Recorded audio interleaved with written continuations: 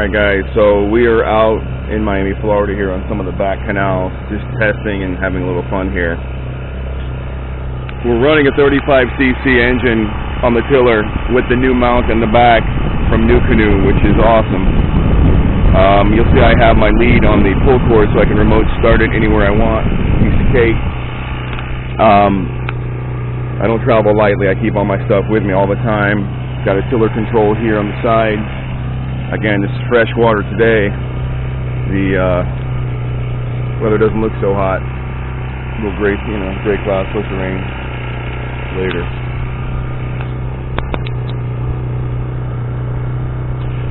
Anyway, so what we're going to do is we're going to run this thing so you guys can see how fast it goes. Right now, if you guys can see, we are at 0. So you guys can see what a 35 does. A lot of people don't realize how much power this little motor has. And I'm going to wind it up to the point where it planes. We got some current today. And like I said, this thing can spin on a dime. So I'm going to run across the lake here and just max it out, just about 3/4. So you guys get an idea. I mean, it planes a heavy girl like the Nucanoe with no problem. See the bow rises up immediately. Of course, I forgot to put my scuppers in, so I got about a few gallons of water in the back. Run it about half throttle.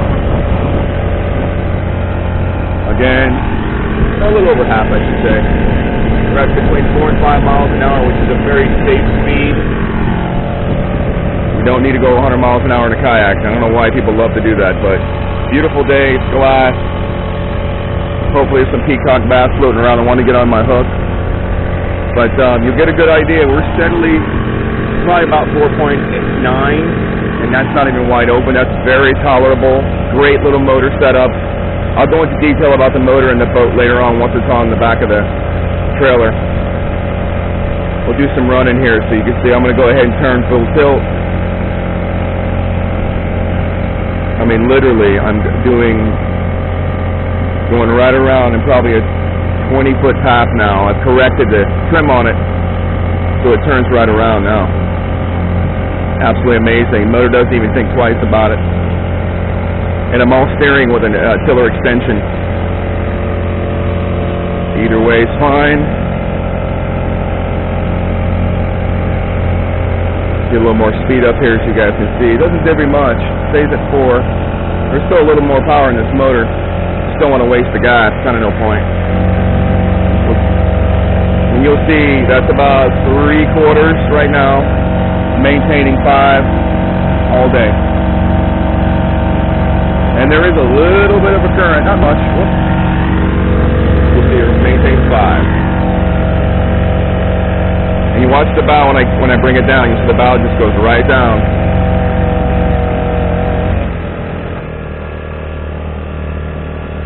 And then I'll do it the other way. Right up.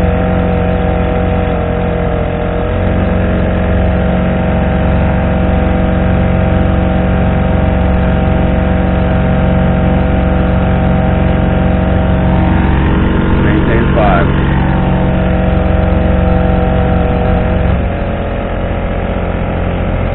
The sweet spot on this motor is probably a little over 4.5 miles an hour.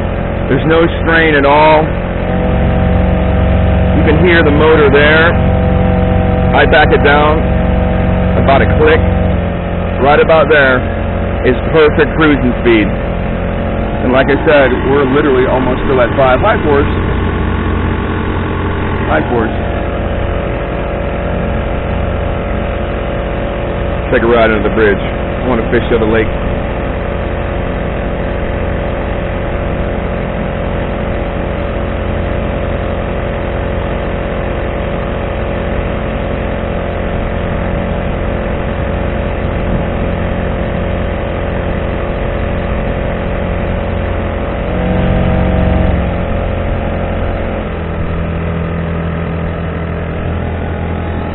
I mean, that's a very tolerable level of noise, per se.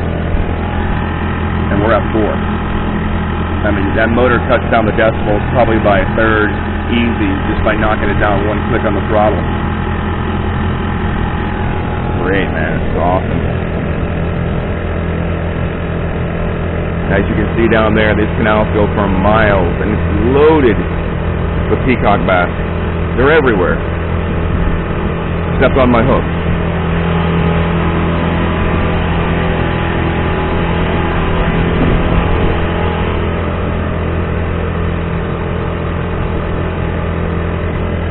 So we're maintaining 4, if you guys can see that, and we are literally about half throttle. I mean, what a tolerable noise level. It's just putting along. Here's my lake. Anyway, I'll get some photographs later of the kayak on trailer so we can describe all the parts and pieces and all that. I'll include the video. I'll just cut it up a little bit so it's a little more distinct. But I got to do some fishing now, so a little bit more later. Alright guys, so here's what I'm going to do since I'm in the middle of the lake and get ready to head back here to go to a different spot. I'm going to show you how simple it is to restart this engine from a distance. It's right there. And you'll see kind of the line that runs under my seat. I'm just going to remember to put the kill switch cover back on. Now commonly I run mine unlocked in case I hit debris in the water. And it does happen occasionally, don't get me wrong. You'll see I have the extension here. And not that I pull it this far, you know, it's too long. So what I do is I usually turn around and I just give it a tug. I make sure my engine's straight. Now you'll see that it may kick up. You'll see what I do though. It's very simple. That's simple, guys. Now, I should have shortened my rope, of course I don't. And I just simply push it back down. Perfectly centered, no issue. And then from that point, we're ready to go. So far I got skunk, sauce, and parrots. A lot of mullet in here for some reason, I don't know why, but anyway, you'll see, again, very simplistic turn. I just used the rope extension, which I'm definitely going to shorten, and we're good to go. I do keep my paddle on my lap just in case. You never know if you have to touch something or guide off the rocks or something. I just think it's only right to do that, but you know, that's me. And that's pretty much it. Kill switch is on the side over here. Just gotta remember to put that back in, otherwise you'll be, you know, pulling for a while. So we're gonna do a zero start here. And like I said, we got up to 5 miles an hour. We'll do some cruising to the canals here so you can kind of see it. I guess the fish are sleeping right now. I don't know. And this thing turns on a dime. I mean, literally, it's finger control. Fantastic.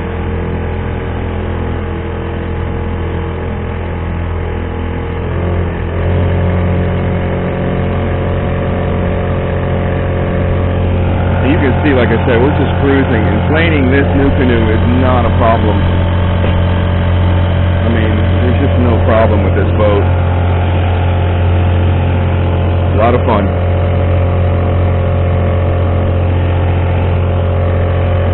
And I don't cruise wide open. Just a waste of gas. And you can see, like I said, this thing turns on a dime.